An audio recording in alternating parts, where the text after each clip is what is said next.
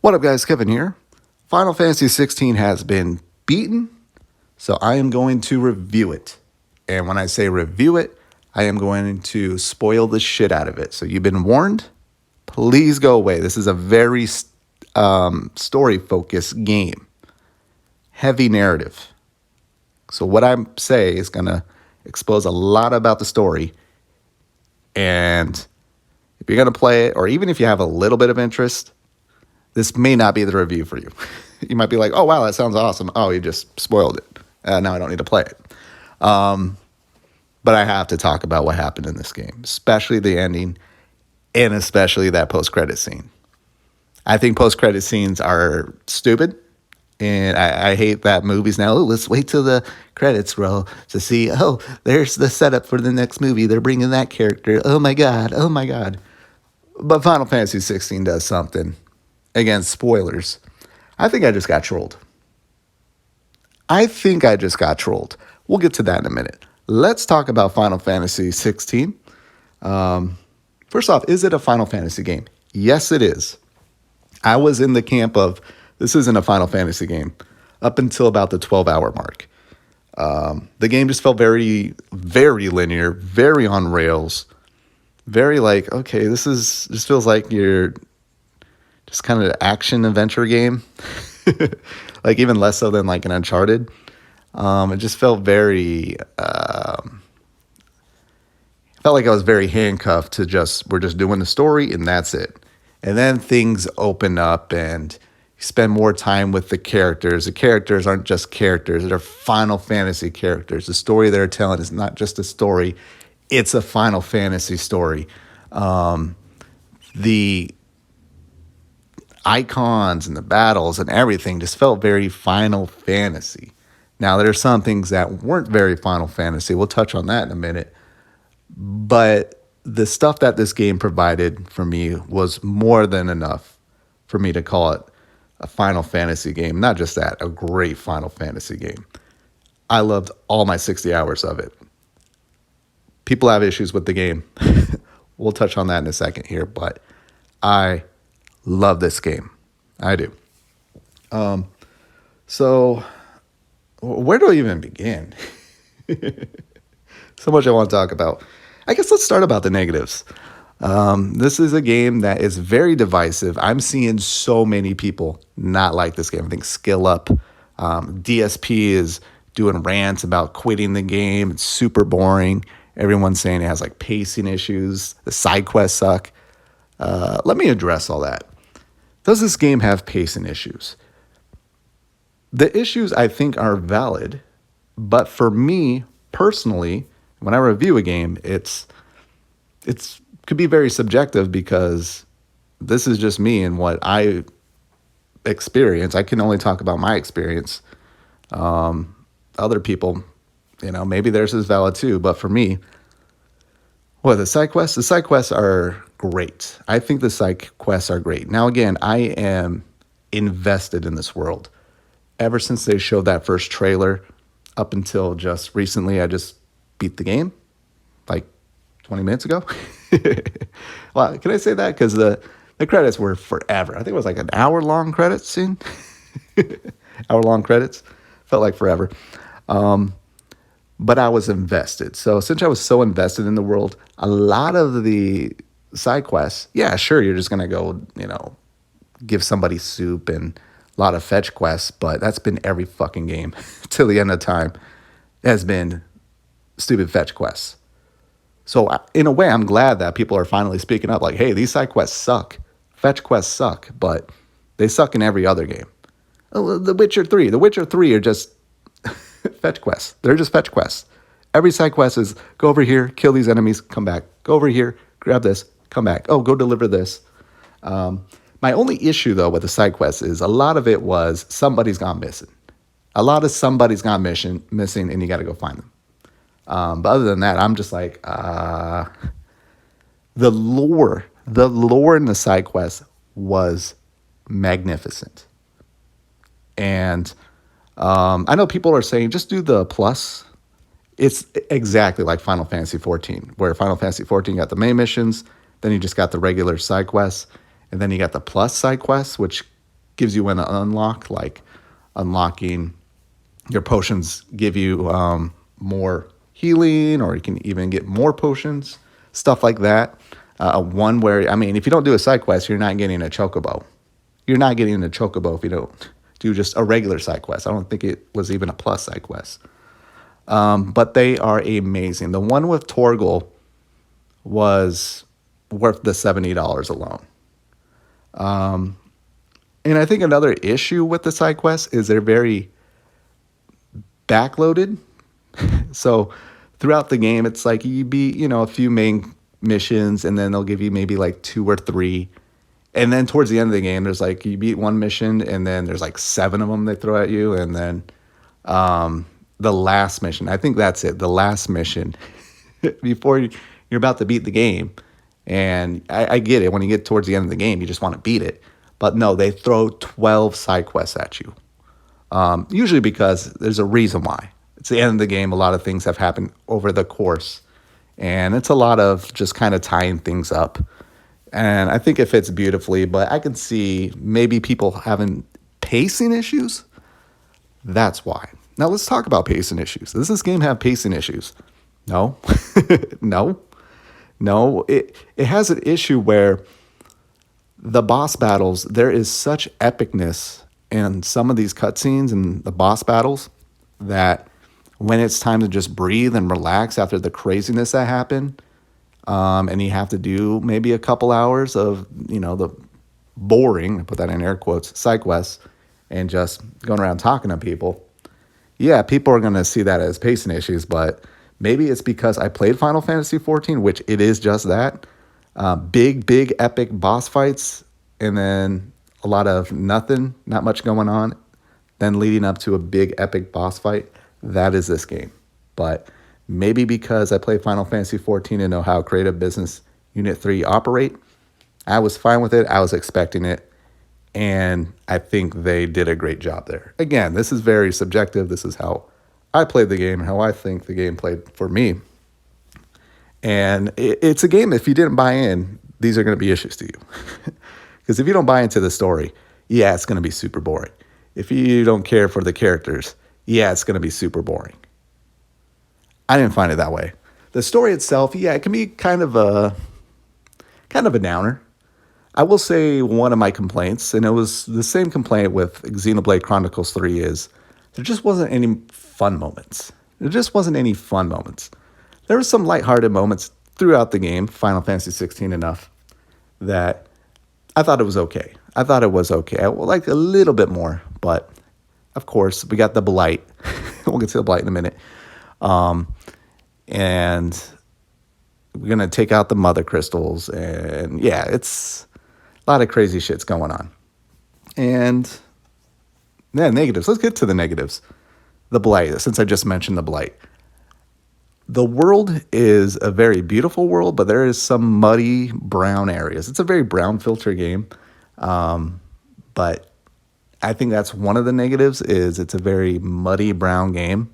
And some areas were quite a bit of a turnoff for me. But everything, I would say majority, 70% of it was fine and looked amazing. But I hate the cop-out of a Blight. Because you're taking out the Mother Crystals and you got the Blight just taking over the region. I think it's a cop-out for, we don't have to design very beautiful worlds. We could just say there's a Blight and it's supposed to look gray, brown, and ugly, and no shrubbery or anything like that. I hate that in video games. If your video game is going to use a Blight as a cop-out for not designing better graphics, stop. But that there, what other negative? Elemental effects. Combat is absolutely amazing, but it didn't seem like there was much difference if you're fighting like a fire bomb and you use ice. It didn't really matter. And same as if you used fire attack. It didn't matter. It seemed like it did the same damage. Sometimes it seemed like there was some elemental effects, but it's not like the game is going to tell you it, and I couldn't really tell. I felt like some things could have been fleshed out. I think what happened with Final Fantasy 16 is the pandemic happened, and they probably had to scrap a lot of things. I think they're like, hey, we got a great story, characters, world and everything here. Let's just focus on that. And a lot of stuff that people are calling, hey, this is what makes a Final Fantasy game. I think they took that stuff out. But again, the 60 hours I played, awesome. Definitely a Final Fantasy game. So that wasn't there. But other negatives, the hideaway, I wish there was like little warp points. The fast travel system is great in the game. But, hideaway, it's like, where do I go? I felt like even up to the end, I was opening it up. I'm like, all right, where am I going? All right, how do I get there? I just wish there was little warp points. Oh, the whispering. I love the voice acting, but a lot of characters, they sound like Dark Souls NPCs, which is funny because a lot of people love Dark Souls, but people are complaining about the NPCs in this game being boring. But I hate the whispering voice. Hey, Clive, go get me some flowers. Isabelle is the worst. Every time Isabelle talked, I just wanted to punch her in the face. I'm like, speak with your gut. Why are you whispering? Why are you talking like this? It's just something that annoys me. It annoys me. YouTubers do it. There's certain YouTubers, they talk with a breathy voice. I hate that, and there was a lot of that in this game. But the voice acting was still great. What else? Okay, let's talk about the game. Let's talk about what I played. Now, why did I love this game? The characters were awesome. Is Clive a great Final Fantasy protagonist? I took down the video, but I was like, this is the worst Final Fantasy protagonist ever. But that was when he was in his, I'm going to get very spoilery here, okay? So you've been warned. But that was when he was in his 20s, after the events of what happened at Phoenix Gate. Joshua died, but he didn't. And he was just being an emo, and he was trying to find who killed him, and then he realized he did. And that's when he snaps out of the emo mode. But I'm like, man, this guy sucks. It's just not fun to be around. But thank God they give you Sid. Sid is the best Sid in all video games. I don't know if any other video game has a Sid outside the Final Fantasy series, but Sid in Final Fantasy 16 is the best Sid and is so fun. And of course he dies.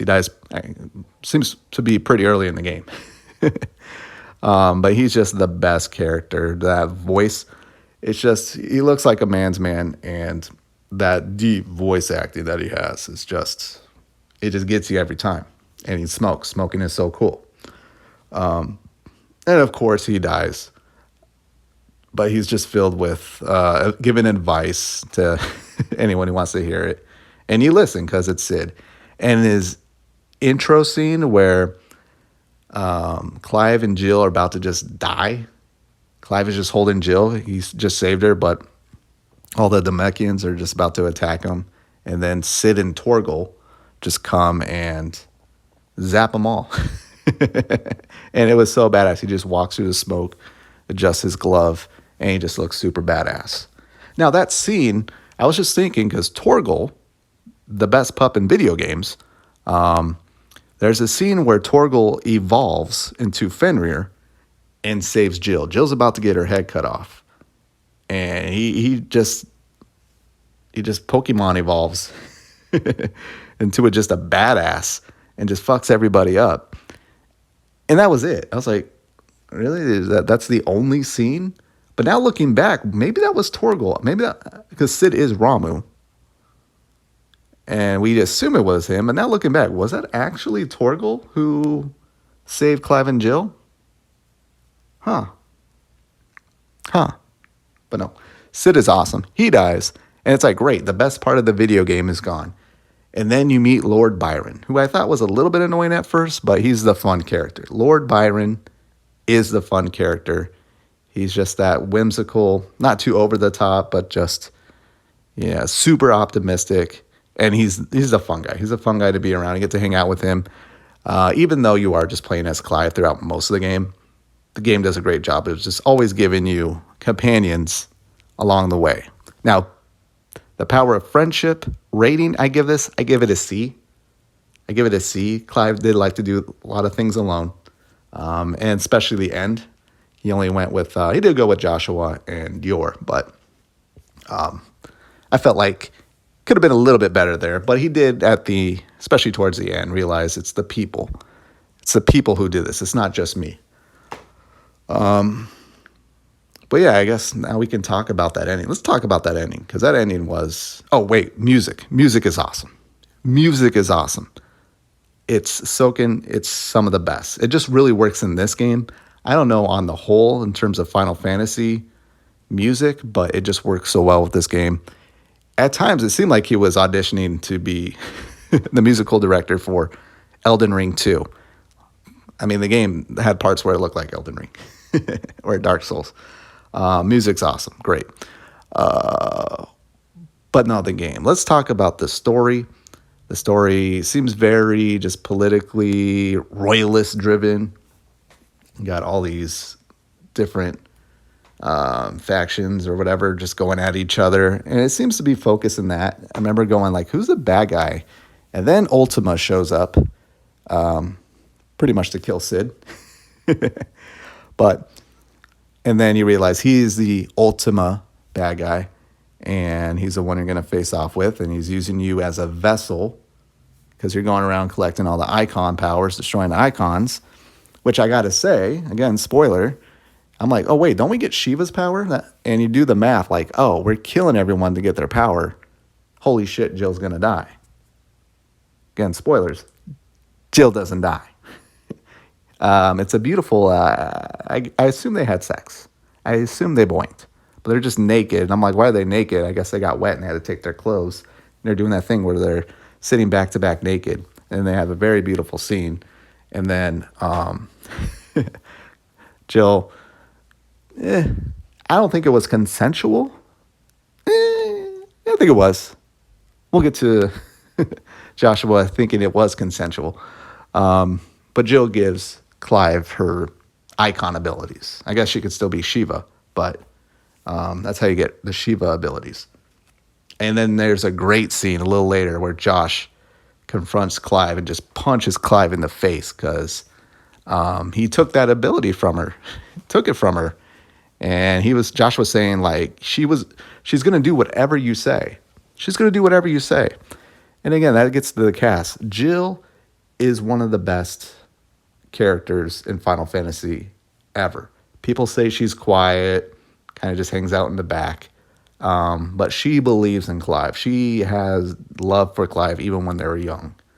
And just the way it pays off towards the end of the game. And especially the end of the game. Oh, man.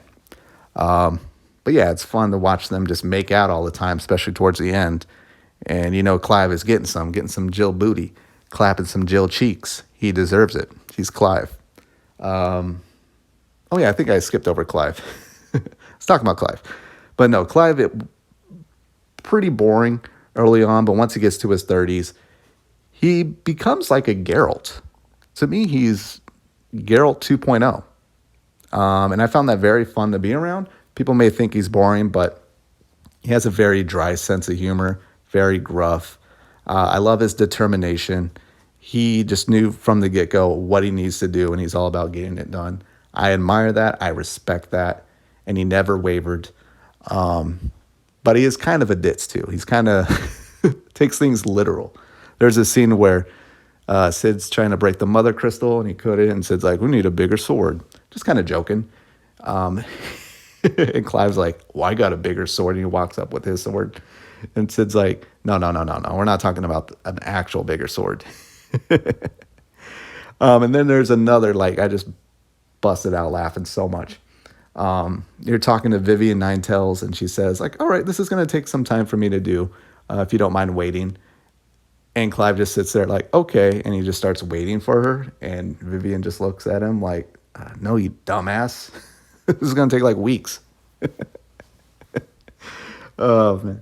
Clive is kind of a ditz, but he's fun. He's fun. I can see people maybe not liking him, but yeah, he's one of the best Final Fantasy characters. Gav is awesome. He's amazing. He's definitely up there. I don't think he can say a sentence without saying the word fuck. Tarya, the healer of Hideaway. People love her. I chose Jill over her for that one quest, but she's pretty cool. Vivian Ninetales, of course, I love. and Otto's a bro. Again, the side quests. That Otto side quest where Otto reads the letter from Sid. Oh man, that just crushed me. People say the side quests suck. Jeez. But yeah, you're going around getting icon abilities, becoming a god. You're basically becoming a god. Then you face Ultima, and Josh gives you his powers. Your brother. And he dies. He dies, and it's in a very emotional scene. And then you face off against Ultima, just one of the most badass scenes. I think Titan was probably the best. And when you take off Titan's hands, that one scene where you chop off his hands, oh man, that was one of those like, holy fuck scenes. Holy shit, that just happened. But no, you face off against Ultima. Josh just basically sacrificed himself, or he was going to die. Gives you his powers for Phoenix. And it's a great boss scene. It's a great just ending boss scene. Boss fight, excuse me. And where you're doing all the icon abilities and you're just hearing the voices. The voices are playing for each of those icons, and even Lord Byron just giving you words of encouragement as you're fighting. And then the boss fight ends with you punching Ultima in the face, and the number damage is 9999. It's so Final Fantasy. They even make the Final Fantasy, they say the thing. They say the thing at that end scene. It's great. It's great. And then, of course, you're going to destroy, I guess, the last crystal or everything. So you can end the blight and end this reliance on crystals, and the world can just be normal again. And Clive does it. He uses his magic abilities one last time, the Phoenix abilities it look like, and blows up the crystal. I guess he lands on the beach, and he dies. Clive dies. And I was like, holy shit, that took balls. I think that took balls. And I was like, they really did it. They really just killed not only Joshua, who I was thinking, I'm like, I bet you become Joshua and then you have to take out Clive. I was thinking Clive was going to end up being the main bad guy at the end after he maybe beat Ultima. But no, you take Joshua's powers, you kill Ultima, and then you basically destroy yourself. Because after your powers are used up, you basically petrify and die. And that was pretty much the last scene on the beach. Now, you can say maybe he didn't die. You didn't really see him. You saw his hand turn white like it was petrifying, but you don't know. Do you really know? But it's implied that he dies. But then we got to get to the ending credit scene where they show two boys. They kind of look like Josh, like a young Josh and young Clive. One brunette, one blonde, and a little puppy for Torgal. And one of them is trying to start fire, and he's thinking about the icon abilities, like you wish you can use the fire icon to start the fire. And the kid's mother was like, oh, you and your fairy tales again. You need to stop reading your fairy tales. And then the kids run outside, and they reference the play that happened early in the game where Clive proved that he was actually Clive to Lord Byron. It's like, oh, that's cute. And then they show a book. Now, this is probably the most troll move ever. I know there's different theories. They show a book called Final Fantasy, written by Joshua Rossfield. Meaning the game is just a book. It's just a fairy tale. It's kind of like waking up in a dream. Like a little kid waking up in the sand in the sand pit at a park, and it was all a dream. It was all just a fairy tale from this book happening in this world. And I'm just like, really? We just got trolled. This was just a story, just some book in a random video game. You're in a video game, you're in the library, you just grab a random book. That's the story of Final Fantasy 16. I'm like, dude, we just got trolled. None of this happened. This was just some author. Now, there's some people who think, They're saying, well, when Sid died, Clive became Sid. He took over as Sid. Maybe somebody took over as Joshua Rossfield and wrote the book. I I want to believe that theory. Maybe Toombs, or maybe Yote. I think it would be Yote, if that happened. But but the mother saying that's all a fantasy, and you got to believe, like, it's not like everyone had amnesia. I know it's a JRPG, but it's not like everyone had amnesia after the events of Final Fantasy 16. So it would have been passed down. It wouldn't have become a fantasy tale. So I really do think we got trolled, and none of it ever happened. It was just what we played. Final Fantasy 16 is just some book we played out in a video game. Like, the most epic, insane Final Fantasy ever was just a book. It kind of makes you go, oh, okay. I still loved it though. And I love that troll move. I just love that troll move. If I was creating video games, I would probably do something like that. Like, all that epic shit, it's just a book. But I mean, you can see that book having a very, very profound influence on these kids. It's like what? Their Twilight or Hunger Games. What were the kids? Harry Potter. It's their Harry Potter. Final Fantasy is a Harry Potter in this game. I don't know if that makes sense. So, yeah. All right. I love the game. Definitely going to be my game of the year. I'm just starting Trails into Reverie. That game's going to be great, but man, it's just, it felt very original. That's the thing about Final Fantasy 16. It just felt very original. I don't think anything else, maybe Starfield, but I love JRPGs. This game is definitely a JRPG, even though it doesn't look like it. And I think they're trying to get people who aren't into JRPGs into Final Fantasy with this game. And this would probably be the game I would suggest people try out if they're not into JRPGs and they want to get into Final Fantasy. Though I would probably say Final Fantasy 10. 12 is my favorite, but 10 is probably the objectively best Final Fantasy game. But to me, they're just all my kids. Everyone I beat is just like my child. I can't choose a favorite. Even Final Fantasy 13, 15. The great thing about 15 is I'm seeing people who don't like this game going back to 15 going, hey, man, I'm sorry. I got to give you your roses, 15. You were great. So there's at least a positive there. I got to go. I'm done here. I need to go for a walk. Just what happened. When you beat a great game or have a crazy ending like that, you got to go for a walk. Unfortunately, I'm in Arizona and it's 115 out, so I'll just go walk around my house and think about what just happened. But I got to go. I'll talk to you guys later. Later.